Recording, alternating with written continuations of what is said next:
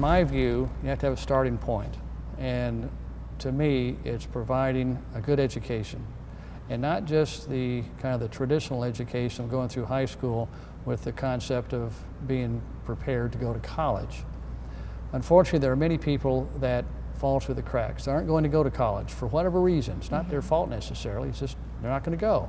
So are they being prepared now when they graduate? What's their option? Or what are their options? They don't have very many today. There's no real pathway to prosperity for those that don't want to go to college or aren't going to go. So what we need to do, and what I proposed in my State of the City address a few months ago, that we need to collaborate, pull together, which I've done, the leaders of the educational institutions, public and private, as well as our VOTEC system, as well as our private industries.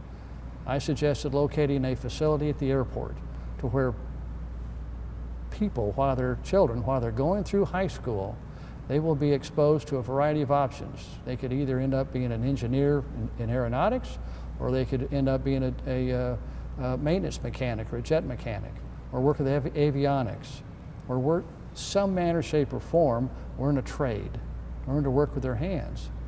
For that person that is not going to college, he or she will then have an opportunity to continue their education in a very quick manner and be able to provide for themselves very quickly. Today, those jobs are really in hot demand, and they pay very well, and they pay good benefits, and they can be achieved without having to borrow a whole lot of money to get a college education. Once we get that established, then we will become a very hotbed of need and an attraction for business, because we will be able to fill a pipeline of personnel to be hired in a variety of industries, in particular with this concept, the aviation and aerospace industry. So that to me is a good beginning. When we can provide education and economic development opportunities for people right now that are not participating in the one Tulsa concept where we're all in this together, that will get them an opportunity to get a leg up and be on equality with everybody else. That's what we want to do.